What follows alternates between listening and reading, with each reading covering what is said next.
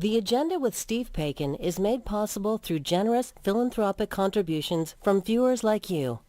Thank you for supporting TVO's journalism. Tonight, New Democrat MP Charlie Angus from Northern Ontario on his decision to exit Canadian politics. Plus, Jeanne Beker, host of Fashion Television, sits down with us to discuss her newest memoir. That's all ahead on The Agenda.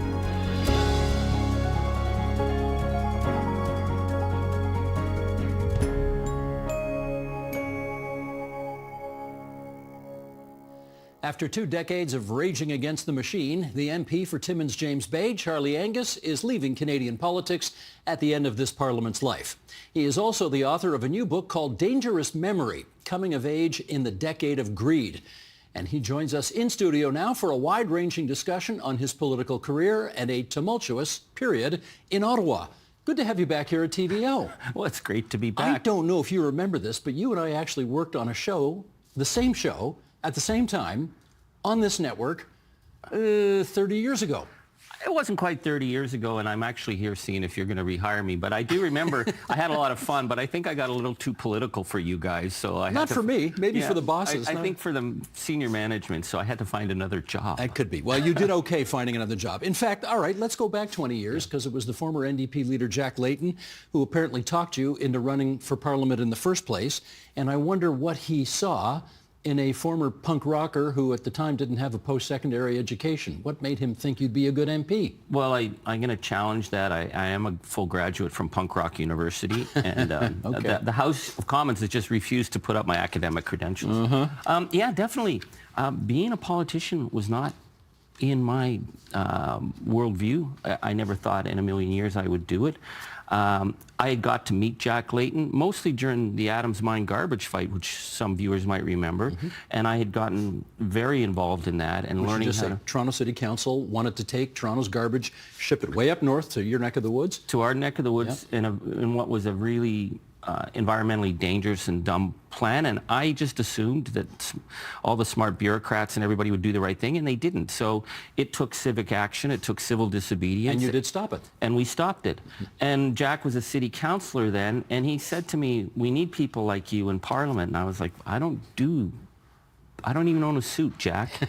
But Jack said, we need people who want to do it with integrity, and I was really struck by that, and I was really inspired by Jack. So I threw my name in, not thinking, I'm not sure what was going to happen, but I won that election in 2004 by about 700 votes, which was quite a squeaker. Did you think you were going to win? Well, I knew once we were going to run that I wasn't running to lose. I wasn't running to come in second. I was going to go all the way, and 18 months later, we won that riding by 6,000 and then by 8 or 10,000. Like, it was about being committed and being in the communities. You've won 8 in a row, is that right?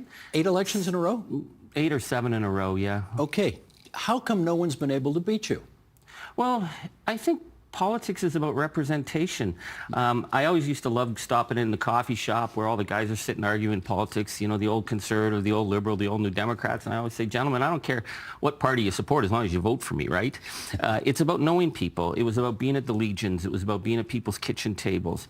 It was about flying into isolated Indigenous communities and saying, oh my God, these are really rough conditions here. What did your last MP say? And they said, our last MP never ever came here. So it was about being on the ground, and that's how you build a relationship with people. You've been there more than 20 years, but never on the government side. And the question is, can you actually accomplish stuff when you're not in government? That's a really important question, because I think the naivety is that, and certainly the main parties, the Liberals and Conservatives, always say, treat the MP as they're going to be some kind of special bag man. He's going to come home with all the money and get you projects built. And that's not how politics works. One of the great things about being in opposition is that you can put pressure on government. And I have a strategy when there's something that's really important. I go up to the minister and I sit and talk with them. And then if I sense that they're not moving, I say, well, we can do this 2 ways. We can do it the easy way or the hard way. You really do that? Yeah. But we're going to get it done. Give me a for instance. For instance, I'm elected just an absolute nobody sitting in the very, very last row of the House of Commons, the total non-counting seat. I allowed the last question on a Tuesday question period where nobody's paying attention, and I got up and I spoke about E. coli in the water in Saskatchewan. And I could see as I was asking the question that the minister wasn't even listening. Who was the minister? I'm not going to say. But he wasn't listening. And I said, you people told children in our communities that they could bathe in that water. That's like bathing in a toilet. Would you bathe your own children in that toilet? And suddenly the whole place blew up. And the Saskatchewan water crisis put the issue of dirty water on reserves on the national stage. It forced Stephen Harper to bring up, he brought forward a whole team to start dealing with water, and we've been dealing with the water crisis ever since and trying to fix it. That's what happens. Having that voice, being able to ask a question, does make a difference in politics, and it can make a dramatic difference if you're committed to making a difference. Okay, having said that though, I'm sure it has crossed your mind at least once over the 20 plus years that you've been there, where you've said to yourself, Charlie, if I only could be a cabinet minister just one time, here's what I would have done. What's on that list? Well, certainly for me, always was the issue of the inequity in the Indigenous communities, representing communities like Attawapa, with the horrific housing crisis, Fort Albany, communities where we had horrific suicide epidemics, and recognizing that Indian Affairs, I was really naive. I thought it was a broken department and it needed to be fixed, and I realized it wasn't broken, it was built that way. So to me, that was always my focus, was rebuilding that. I've worked with good Indian Affairs ministers, bad Indian Affairs ministers, and different Indian Affairs ministers. I was very impressed working with Jane Philpott. Her and I didn't get along at first. It was going to be the easy way or the hard way, but I was really impressed. She began to understand it, and things are starting to change. They're changing dramatically, and that's one of the positive messages I want to give out, is that within our primary relationship in Canada is between the settlers and Indigenous. It's been a really toxic relationship, but 150 years from now, it'll still be the primary relationship. And things are changing. They're just not changing fast enough, and we have to change them faster. So that, if I was a minister, there's a bunch of stuff I would have done on that file, but being able to push ministers to do it, that's been a great honor. Let's see if I can get you to kind of look at the other side of the coin, which is, was there a moment in your time at Parliament that you'd like to have back because you're not proud of it in hindsight? That's a really good question. I think you should never take a dive on a vote. And politicians do take dives, sometimes because of political pressure. I think one dive I did was on an act on accountability in Canada's mining sector on the international front, and I represent mining communities. I represent hard rock miners, and I was receiving a lot of pressure at the time, and I missed that vote. And you didn't show up for the vote? I'd heard that a whole bunch of Liberals were going to miss the vote because they didn't want to upset the industry, and I thought you should never, ever dive on a vote. Even if it's hard, it's better to go back. I voted to change my position on the gun registry. I got a lot of anger. But I went back to the communities and I spoke to them why I changed my vote, and I was proud that I did that. You changed it from what to what? Well, people were so frustrated with the gun registry when it came out. It was such a schlemazel, it didn't work. But at the end of the day, we had all these records, and Stephen Harper was going to burn them all, and it just seemed like a stupid idea after we spent $1 billion+ on them. And they were using the records not to track criminals and everything, but in areas of domestic dispute, they needed to know if there were 4 or 5 guns in that house. That's what the police said. That's why they wanted the registry. The police told me that. I asked them, and they said, yeah, it's that 5th gun. If we don't know it's there, that's what's going to kill that woman. And so I changed my vote. And a lot of people at the time were angry. They were like, we sent you down to stand up to Ottawa, and you came back defending Ottawa. And I said, no, it just is not a good policy to burn that kind of information if it's about keeping people safe. So, but if you're going to do something like that, you got to go back to your people and get yelled at. Get yelled at, but they kept sending you back, so obviously most people were okay with it. And I think people feel better when they can express their frustration. How about I wonder if this comes under the category of some things I'd like to have back again. Your conduct on social media, what do you think of that? Yeah. Okay. Whatever. let me give you an example here. I'm going to get the director here, Sheldon Osmond, to bring this up. This is you tweeting at Pierre Poilievre not too long ago, and here's what you said. Listen, asshat, your lies about Remembrance Day were juvenile. Don't double down. How about you just shut it for 24 hours? Show some respect for people who take November 11th seriously. By the way, let us know when you've passed a security clearance for the good of the country. You want to give us the background behind that? Well, I'm glad you picked that one. I thought that was, did I call him an asshat? You did call him an asshat. Well, he got up and he was using Remembrance Day, claiming that prayers were being outlawed at Remembrance Day services, really trying to stoke these religious divisions. And I was deeply appalled by that, because we have to really take on this sort of rage baiting and politics of division. But to use Remembrance Day, when everyone who goes to the cenotaph knows there's going to be a minister, there's going to be a priest, there's going to be a rabbi doing prayers. It's part of it. So why would a leader of Her Majesty's opposition lie on Remembrance Day? To me, that was appalling. And it fits in what I actually think of Mr. Poilievre in general. And he doesn't have a security clearance. So, yeah, I would say that's a pretty good, that's a pretty straightforward, straight up question. Here's where I kind of get on my civility hobby horse and I say, okay, fair point, but you really want to call him an asshat? I mean, that's not very parliamentary, Charlie. Well, as Bob Marley would say, if the cap fits, let them wear it. So, no, I think one of the problems we have a false civility in Parliament right now, where I'm very, very worried about where we're going as a nation. And I'm very worried about the kind of viciousness, and I think Mr. Poilievre is responsible for some of it. And I felt sometimes that you have to take a harder line to call that out. So, but you're right. My mom first washed my mouth out with soap when I was 5 years old. So, you know, I've been challenged in the past by this. Yeah. You mentioned last year that it was in your intention to stand down when this current parliamentary session ended, or when this Parliament's life was over. You said it was time to pass on the baton. How come? Well, I think when I went to Parliament, I made a decision to always remember that the people of Timmins James Bay sent me there, and one day I would return to Timmins James Bay. It's been a real honor, and it's a hard decision, but in the next election, they've changed my boundaries significantly. My riding is bigger than the United Kingdom. I fly into many communities in bush plains because there's no roads. I've traveled by freighter canoe. I've had to fly by helicopter to cross rivers during breakup.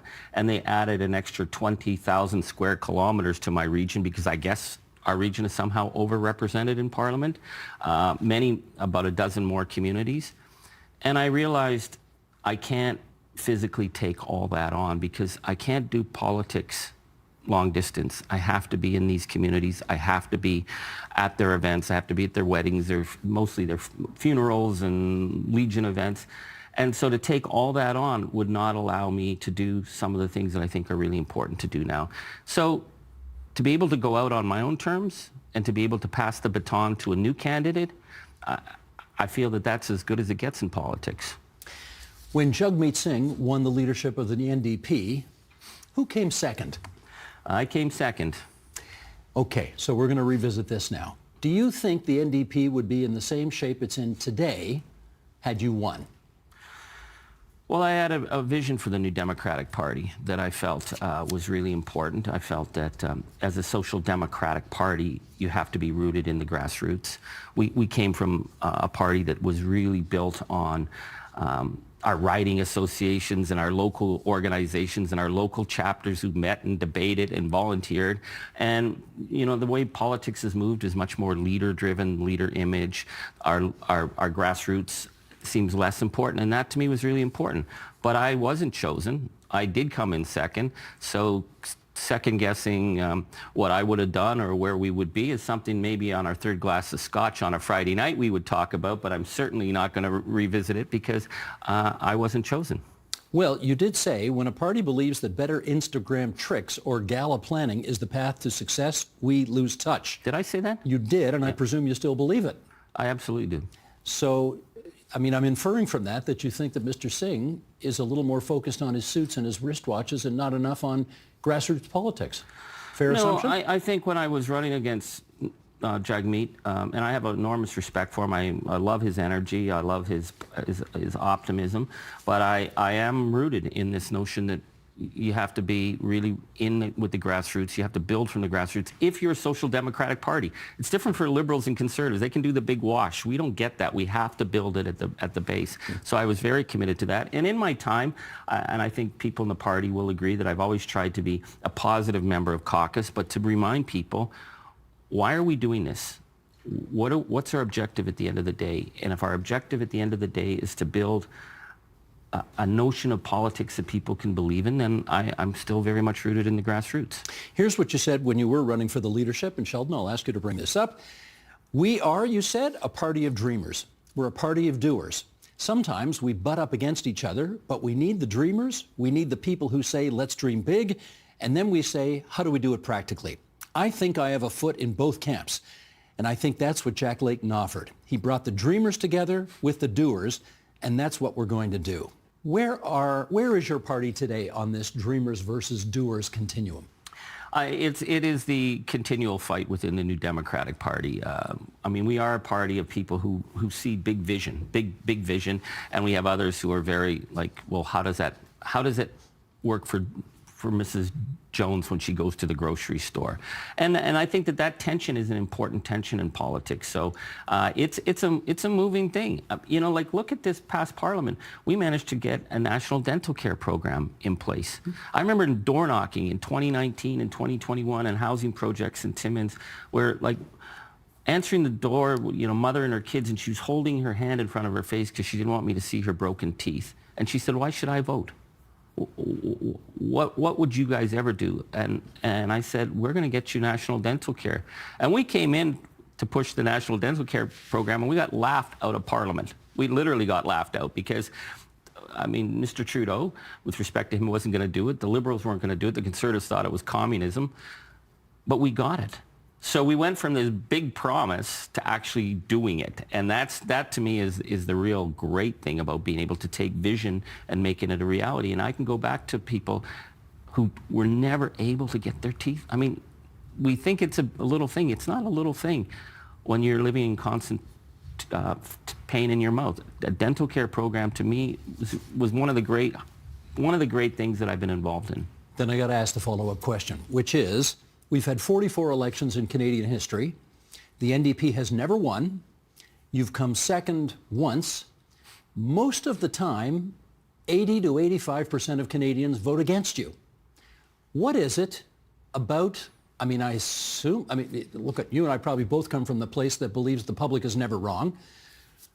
So what is it about your party that it just seems not to be an option for the vast majority of Canadians basically all the time? Well, I mean, provincially across Canada, we form governments and continue to form governments. We have a great records. We've had a great record of leaders from, John Horgan, who we just passed away, Ed Broadbent. You ask Canadians who the great Canadians are, they're going to mention Ed Broadbent. They're going to mention Tommy Douglas. They're going to mention Jack Layton. They're going to mention who are the great premiers right now. They're going to mention Wab Kinew. So these are New Democrats. I think, and this is again the tension we've had. When I ran in the leadership, I said, I don't want to be the conscience of Parliament. I'm tired of being a conscience. I want to go for change. There are people who are uncomfortable in the party about the compromises and the hard work, because politics isn't pure. It's hard. It's hard work. And I think there's always that tension in our party. But as for electability, well, I mean, I don't know. I was elected 7 or 8 times in a row. People believed that I was going to represent them, and I represented them. I've got colleagues who've been elected more times than me. So New Democrats, you can keep pushing us down. We keep getting back up. But I do think it is about that offer to Canadians, that vision and the practicality. That's what we need to get our act together. And I think Jack, was there. And died just as it was starting to happen. And to me, that was my greatest regret in politics, was losing Jack. He inspired me to run. I think he inspired Canadians. Given that you're leaving now, I guess I should ask you about Mr. Trudeau's departure, because he's leaving now too. What do you think about the way he did it? I'm very, very concerned about the state of Canada at this point. We're facing an existential threat, an unprecedented threat. I think our democracy is undermined in a way that I've never seen it before. I mean, Parliament at times has been dumb. It's been silly. It's occasionally risen to really profound moments, but there's a level of viciousness as people chase the rage algorithms, which I think is going to destroy democracy. I think it was very unfortunate that Madame Freeland kind of blew up his ship on when he was supposed to be getting this mini budget. I don't know if I would have agreed with the budget or not, but we now have a power vacuum in Ottawa as we are being threatened in an unprecedented way. So I think the Prime Minister had to resign because he couldn't get support in his own caucus. But I will say that I thank him for his leadership. I mean, thank him for serving our country. Now, what you just said is nothing I've heard from any other opposition MP on the Hill, particularly your own leader, who, when he was asked for his first comments, went right for the jugular as opposed to saying anything, somewhat classy. Why is it like that? Well, I think, again, we're getting to this level of meanness. And it's like, I'm not afraid of meanness. I mean, I opened for the dead Kennedys. I'm not afraid of a scrap. But I think recognizing that in Parliament we are there for something more. And I'm not going to judge anybody else's comments. But when I was asked by the local media, that's exactly what I said. I said, I thank the Prime Minister for his service to our country, because I do. I don't think he deserved the horrific death threats and the viciousness and the attacks on his family that he but I think he led us into a dead end. I mean, the last year in Parliament has been pretty much dysfunctional. We haven't had anything able to get done over the last 3 months. We've been absolutely, Pierre Poilievre has shut everything down. So we're in a crisis moment, and we need leadership, and we don't have that at the federal level. That's what worries me. Your federal leader has said, as soon as I get the first opportunity to bring down this government, I'm going to. You have said, not so fast. What's going to happen? Well, I was concerned when, again, the Conservatives said, okay, well, we will force an election with procedural games. I'm not going to bring our nation, our government down on procedural games at this time. I think it's irresponsible. If there is no confidence in the Liberal government coming back, then obviously the House falls. But I will accept the House falling on a straight-up confidence motion. I'm tired. I think these procedural games are letting us down at this time. So. But on a strict confidence vote, are you voting thumbs down on the current government? Well, I would like to think that we could rise at this time to do something more, but I don't know if that's possible. So if it's not possible, then we're going to vote the government down. Do you have other colleagues in your caucus who are prepared to stave off execution for now? I'm not saying what's going on in my caucus. No. Oh, you can if you want. No, I don't. I've stated my position to the party, and I'm a New Democrat. If the New Democrats are going to vote the government down, then that's what's going to happen. I believe I've reached out. I guess I've said publicly multiple times, we're in a moment of crisis here, and I think we all have to rise up to something, a bigger vision. But, when I watch the media, it's all about the high school drama and the Liberals, and they're all who's jockeying for position. We see Danielle Smith out there saying, well, cut a deal for Alberta. We see Doug Ford saying, well, we'll do this. Come on, people. As Doug Ford would say, come on, people. Like, we are in an existential crisis, and I wish at this point Parliament was sitting, but it's not. Let me ask you one last question, and it's going to follow up on something you said a moment ago, where you pointed out you opened for the dead Kennedys. I mean, you were a pretty hard-driving punk rocker back in the day. What's a harder way to make a living? Member of Parliament or the music business? Well, it's funny. Punk rock taught me a lot about politics. Someone said, oh, my God, the House of Commons must be just terrible with all that heckling. It's like, I had a bottle thrown at my head when I was 17 in a biker bar in Waterloo, right? Like, so that doesn't bother me. That don't impress me much. That don't impress me much. To quote somebody else from Timmins. Yeah, exactly. Shania. But what I learned, if you're going to be a musician, is it's DIY. You have to have your act together. You have to be willing to work hard. And I joke with my staff. I said, I don't need 3 great guitar players. I need 6 people who can sit in the van for 1,000 kilometers and not kill each other and come out and be stronger at the other end. So I brought a lot of those musical lessons, the lessons of being a high school dropout, touring biker bars and punk bars with 6 other guys and roadies.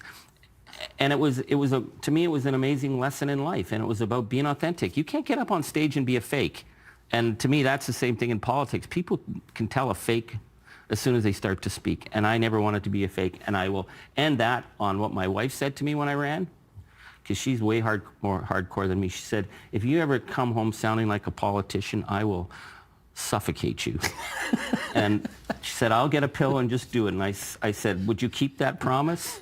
So a few years ago, I said to her, so remember that, have I started to sound like a politician? She said, there was a while where you're starting to get a little close to the edge, but then you pulled back. So she said, you're okay. I will infer from the fact that you're still alive that your wife thinks that you have not been a complete sellout. So exactly. Good for you. So, yeah, good for you. Yeah. You've got a new book coming out called Dangerous Memory, Coming of Age in the Decade of Greed. We're going to get you back on this program to talk about that book. And in the meantime, thank you, Charlie Angus, for coming into TVO tonight. Well, thanks so much for having me.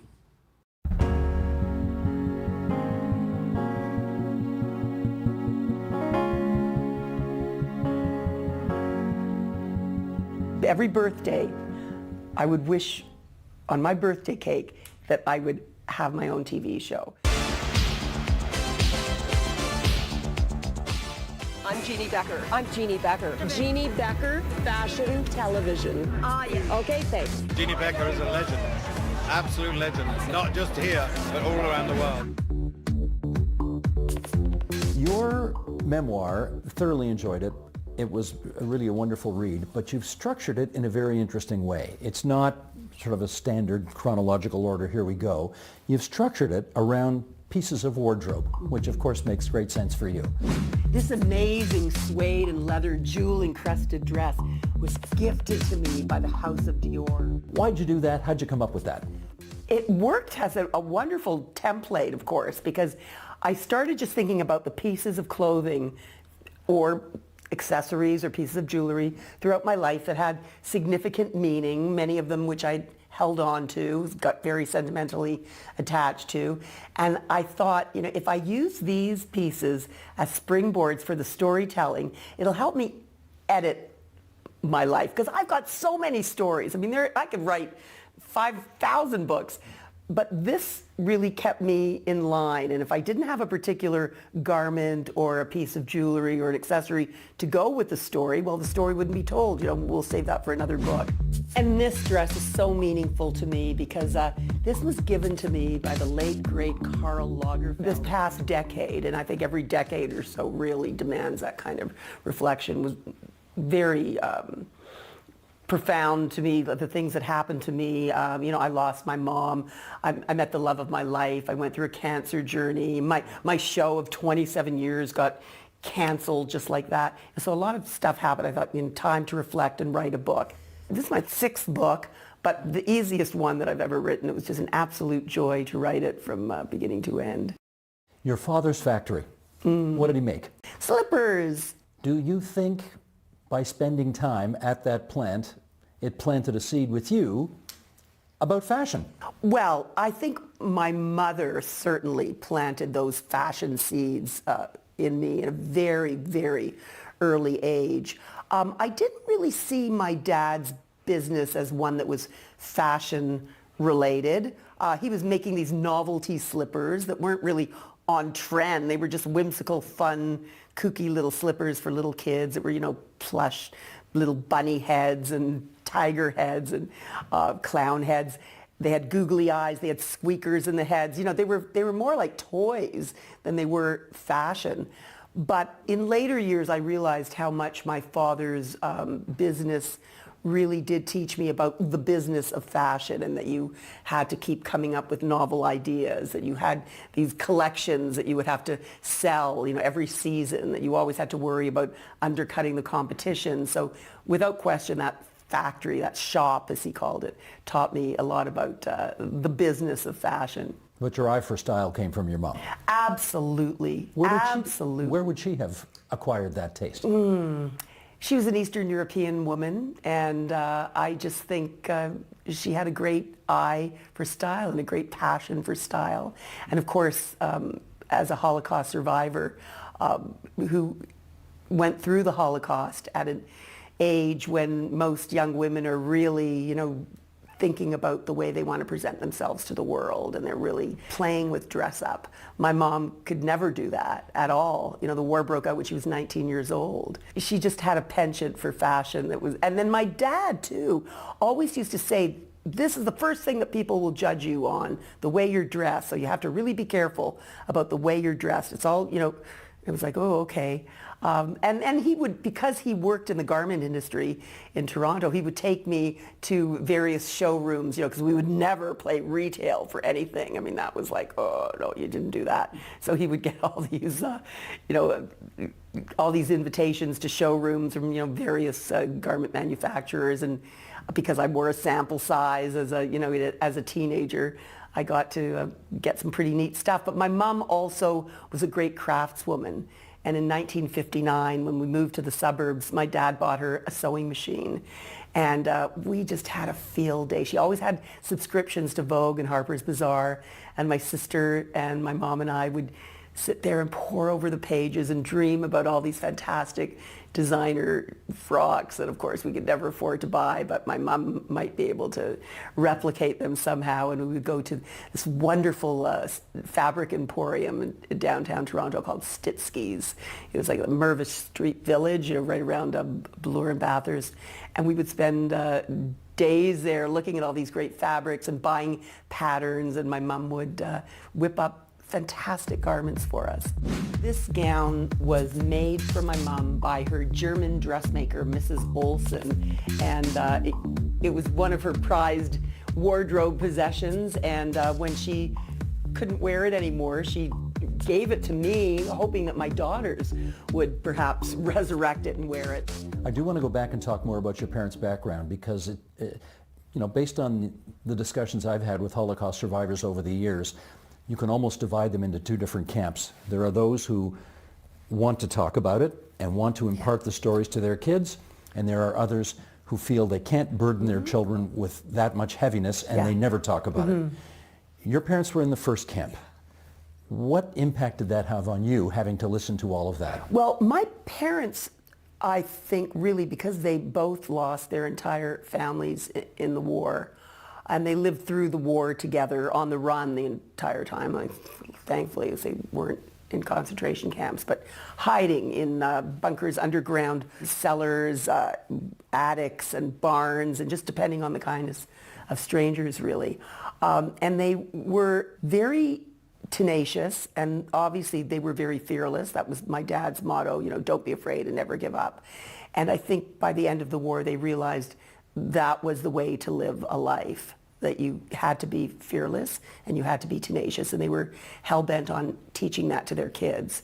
So they told us a lot of war stories, and maybe also not so much just to teach us about, how dark a place the world can be, but because it was very therapeutic for them to talk about it. They didn't have a lot of people to talk to. They, their families had all been decimated. I mean, it was just like my sister and I. So as two young girls, we would sit there listening to these war stories every night after dinner. I mean, I remember as a 5-year-old hiding under the bed because I didn't want to hear any more war stories. But now, I thank them for telling me those war stories and being that open about it, because I think it's those tales of toughness and tenacity that really help make me who I am. And my mom was also adamant about speaking to high school groups. She would go out there a lot, and it was very painful for her to talk about that, but she knew she had to keep those stories alive. Okay, I'm going to take you to your teenage years here, and I'm going to show you a picture. And I want you to tell me, at a Ronnie Hawkins concert in 1969, who is this girl in the yellow top, and what is she doing on stage? Well, darling. And it wasn't merely a Ronnie Hawkins concert. This was they called it the first Toronto Pop Festival at Varsity Stadium in 1969 in the summer. And there were 60,000 people there. And I got a ticket to go with my girlfriend, Esther. And I decided that, this would be a good place to flaunt my stuff. I don't know. I always wanted to be famous. Can I tell you? Yeah, I mean, I just did. I don't know. Ever since I was a little kid, I grew up with TV. I wanted to, be like Lucille Ball or, Captain Kangaroo or somebody. That's all I ever wanted. So I always thought I could get discovered. And so I actually had already started working professionally as an actress the year before when I was 16. But, here I was 17, going to my first, pop festival. And I wore this little yellow bikini top that had little black pom-poms on it. And I actually had a big yellow shirt that I wore over it. But when I got to my little spot on the ground, because we sat right up near the stage, and Ronnie Hawkins came on stage and started singing Hey Bo Diddley, I just got up and I started boogieing my brains out because it was just a feel-good thing. And all of a sudden, Ronnie saw me and he points over to me, it's like, hey, you, come on up here. And I'm thinking, you talking to me? And my girlfriend Esther is going, yes, he's talking to you, go, go. And she's like pushing me to go. And before I knew it, these cops were helping me up on stage. They put me up on stage. I whipped off my yellow shirt because I thought, I've got a great little bikini top under here and I'm going to shake those pom-poms. And I started dancing my butt off. And it was just, my brush with greatness. It was a wonderful, wonderful feeling. New music and fashion television were really groundbreaking shows when they came out and lasted for a long time. What role did you play in the development, in the producing, in the directing, in the whole 9 yards of those shows? Well, I had the incredible privilege of just being me and taking the ball and running with it, and under the leadership of the brilliant Moses Neimer, who was a total visionary, truly a genius, ahead of his time, and taught us all of those that worked at City TV, so much about the potential of this incredible medium, television. For me, I got to be myself, which I thought was pretty cool. I got to play in a sandbox that no other kids had really had a chance to play in before in that way. So, we were just flying by the seat of our pants, but, making it up as we went along. And, again, I was fearless and I was tenacious and all those things that my parents taught me to be. And I also had all this training in acting, in improvisation.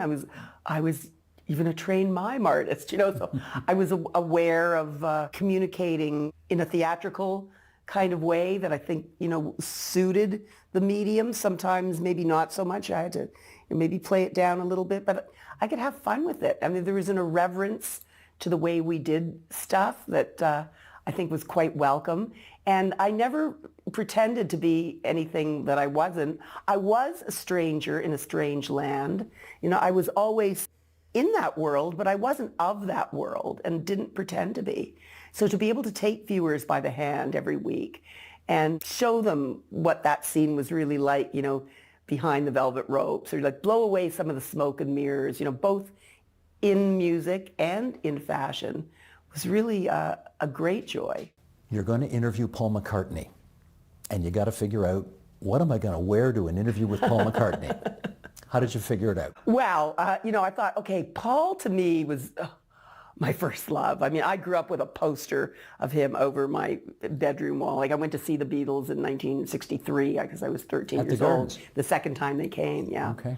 And I was just a total Beatle maniac. So when the opportunity to interview Paul McCartney came along, wow. It was just after he had done a film called Give My Regards to Broad Street, which wasn't really meeting with critical acclaim. But he was giving these junket interviews for the movie studio at the Plaza Hotel, great place to go to meet a Beatle. And I thought, what am I going to wear? And I really had this romantic vision of Paul was just such a grounded guy. So I thought, I'm going to wear this plaid flannel roots shirt. so I could sort of look like the girl next door. But I'll team up with these, trendy, these big voluminous parachute pants, and I had these edgy metal earrings on. But I thought there was something comforting about this plaid flannel roots shirt, which was, ultimately Canadian too, of course. And I walked into the interview, and voila, there was Paul looking like, oh, so gorgeous. And he was wearing a plaid shirt, double plaid, because he also had a plaid blazer over the plaid shirt. And it was like, this is kismet. We're talking the same sartorial language here. How did you end up interviewing Andy Summers of the Police in a bathtub? Well, initially, when I first interviewed Andy Summers of the Police, it was in the very early 80s when the Police, first came out. And he was a very kind of naughty, very funny guy. And I had the opportunity to go to his hotel room and interview him with my new music cameraman. And he suggested that, let's do something really different here. Why don't I get into the bathtub and you could interview me in the bathtub? And I went, ooh, oh, okay. So I sat on the side of the tub as Andy was in the tub. But he had a little bottle of bubble bath, and he had put it in the bathtub, trying to hide his privates. He was wearing a T-shirt on top, nothing on the bottom, and partway through the interview, the bubbles started to dissipate, and you could kind of see his junk, and it was like, ugh, get me out of here. But we did the interview. It made for great television, and that was that. So fast forward like 20 odd years later, and I'm at that point hosting fashion television. And you're how old at this point? I was like in my mid-50s. Okay. A mother of two. Mm-hmm. And here I am covering lots of photographers as well as we did on fashion television. So Andy came out with this book, a photography book, because he was an avid photographer, of great backstage shots. And I thought, wow, we should have him on fashion television. It'd be great to, to meet up with him again after all these years. He said, but this time, Andy wants to get into the bathtub with her as well. Like, she's got to, like, what? So I'm like, whoa. I mean, on one hand, it's like, this is going to make for great television. My producers would love it. This is so great. But how am I ever going to do this? And at my age, am I going to get into any kind of a bathing suit and get into a bathtub with a rock star? My mother, of course, was like, don't do it. Are you crazy? Who does such a thing? But I went to the shoot with a giant bottle of Mr. Bubble, because I knew, if we were going to get into a tub, we had to have lots of bubbles. It was just the best interview. He was going on about the meaning of art and life, and we had ordered Cosmos from room service, and Andy lit up a big fat joint, and this before it was legal.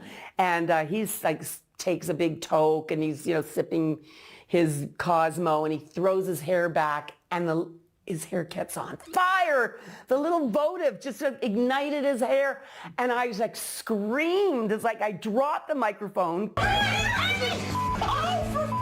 Did we get that on camera? Thank God we weren't electrocuted, and that was the story. And then we just resumed after that.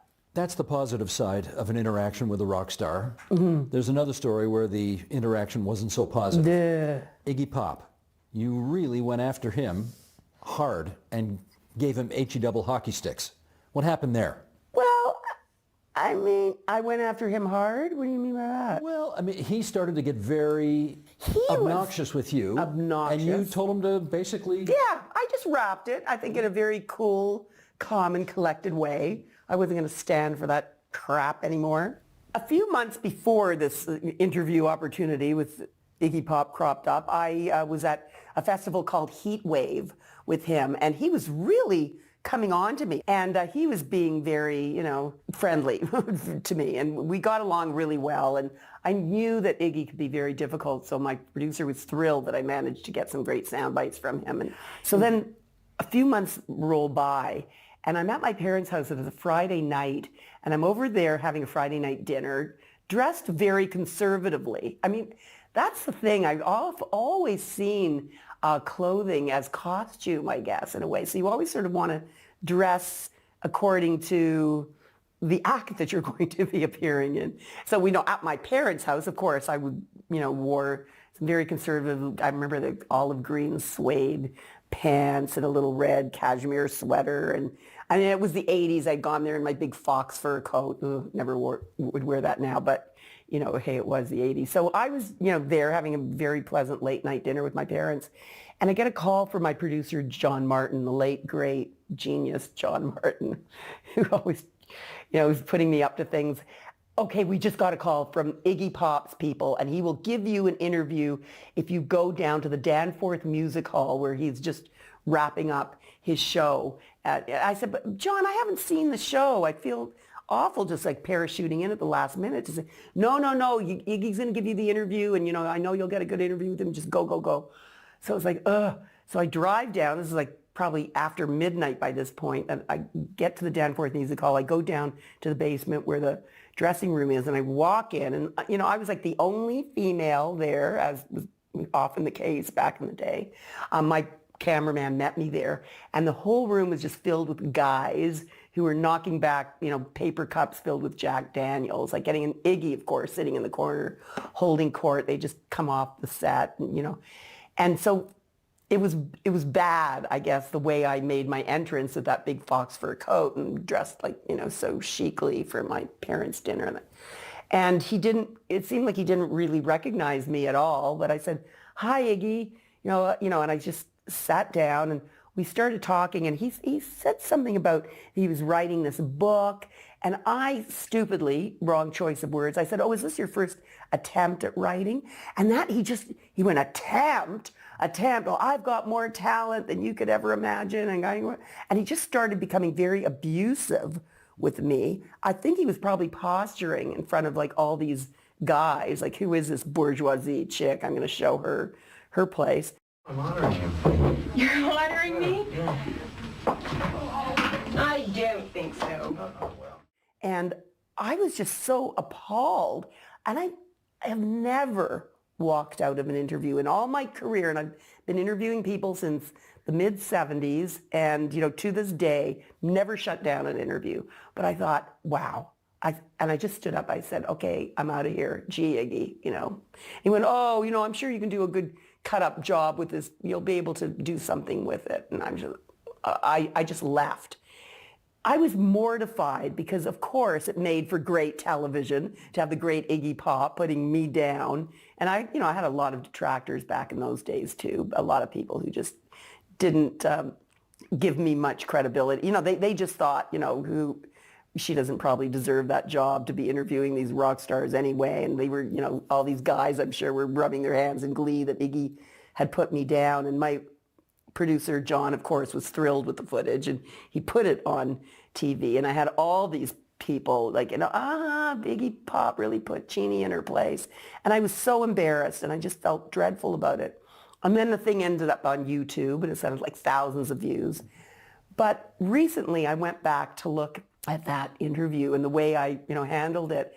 And I thought, damn, I'm pretty proud of myself. There I was just probably, early 30s at that point. And, I had the confidence to stand up to someone like that, and on camera and just say, I'm out of here. So I'm really proud of myself. So in that way, it did end up being a great life lesson for sure. And an interview that in a crazy kind of way, I am proud of. Linda Evangelista, the supermodel who wrote the foreword for your book, she said you were the first person to actually want to get the views of the models and not just the designers. Where do you think that came from? Well, it was the age of the supermodel, and they were the leading ladies. The designers were like the directors, and these gals were their leading ladies. So of course we wanted to give them a chance to say something. And happily, back in those days, a lot of those gals really did have something to say. They were great personalities. They were encouraged to be great personalities, the era of the supermodel. It became a little bit different, as the years went by, and, models should maybe be seen and not heard, and people didn't really care about them the way they cared about them during those early years, because they didn't want them to overshadow the clothing, because in a way the supermodels became more interesting than the creations that were coming down the runway. And designers sort of didn't like that after a while. But I just always wanted to expose the humanity behind the artistry. And I did see many of these great models as performance artists. And I thought that, they were caught up in such a crazy kind of world. They've got to have something interesting to say. And they certainly did, so many of them. They were great. Okay, let's talk about the scariest moment of your life. You got a cancer diagnosis. Did you know you were going to make it? No, how can you possibly know you're going to make it? Well, you kept asking the doctor over and over, right? I know, Am I going to and make of course they say, oh yeah, you'll be okay, but then they're probably just saying that because how does anybody know if anybody's going to be okay at any time, no matter what? You just don't. And, cancer is a funny thing because it manifests itself in different ways and to different, extremes. And some people really manage to recover and some medications really work for some people and they absolutely don't work for others. And everyone's case is totally different. That's one thing. You had surgery?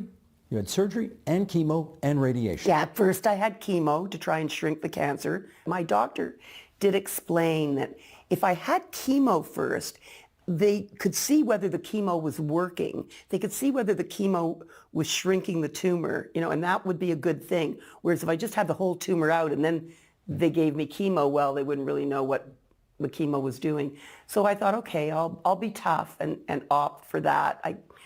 Of course, I asked my brilliant doctor at Princess Margaret Cancer Center, Dr. Tanamir, I said, well, what would you tell your mother to do? Or what would you tell your sister to do? And he said, well, if it was me, yeah, maybe I'd go for the chemo first. So I said, okay. So I had 12 rounds of chemo that summer, every week, that was like 3 months.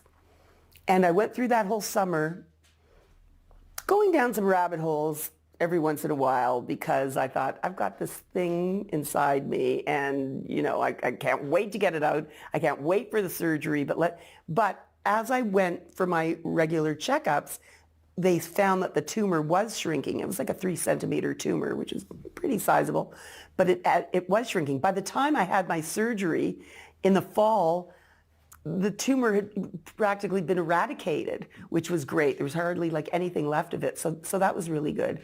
But it was scary. It was the most extraordinary year of my life. It made me a bigger, better, braver, wiser person for sure, no question. And I didn't see it as a test. Some people it's the universe testing me to see if I can make it through this. I thought, no, this is my chance to prove to myself that I'm all those things that I always said I was, that I am fearless and that I am tenacious.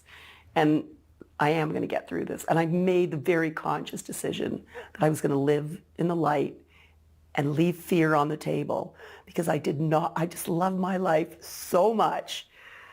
Love it still, loved it, back then as the stories prove. But I just figured I love my life so much. I don't want to let fear rob me of, and even if I only had, God forbid, 6 months to live, I want to live in the light.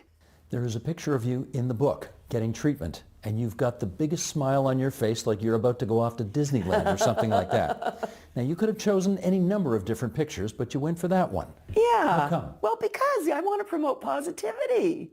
But you're getting treated for cancer at that moment. Yeah, okay, but you can be positive about it. And how lucky that I could be treated for cancer. And how lucky that my cancer was found early. So it was not only treatable, but curable. How lucky that I have a place, like Princess Margaret and these doctors, and nurses and technicians and everyone that works in that building are like bona fide angels. How lucky that I live, in Canada, in a place where you can get that kind of treatment. So yeah, there was so much to be positive about. And how lucky that we're at this point in history where, the kind of breast cancer that I had, if I would have had that 20 years ago, would not be good. It's not a great, not that any kind of breast cancer you have is great, but this one, I'm triple positive, HER2 positive is really, it's a tough one. So, but thanks to this brilliant drug called Herceptin that was invented a little over 20 years ago, it really helps keep things at bay. How long are you cancer-free now? Well, I was diagnosed in May of 2022, and I had my surgery in October of 2022, and I finished radiation in the spring of 2023, so a while. Not too long, but so far so good. You're 72 now? Yeah. How's life? Good. It's good. Yeah, it's good. It's great.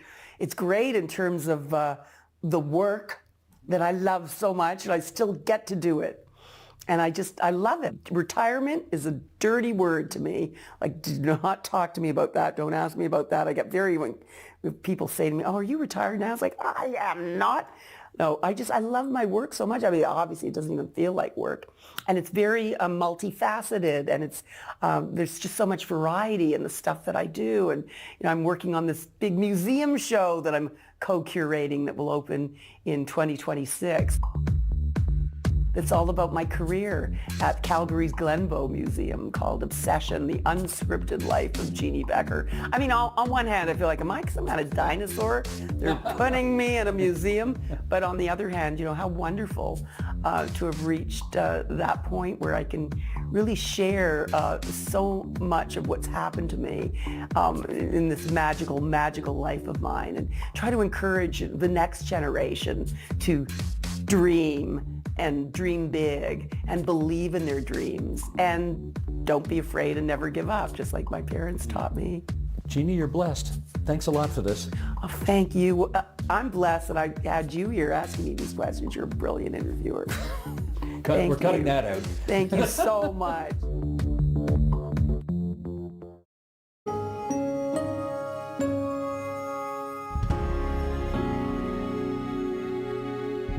And that is the agenda for Tuesday, January 14th, 2025. Tomorrow on the program, we find out what the data have to say about medically assisted death in Canada. Hope you'll join us for that. I'm Steve Paikin. Thanks for watching TVO, for joining us online at tvo.org, and we'll see you again tomorrow.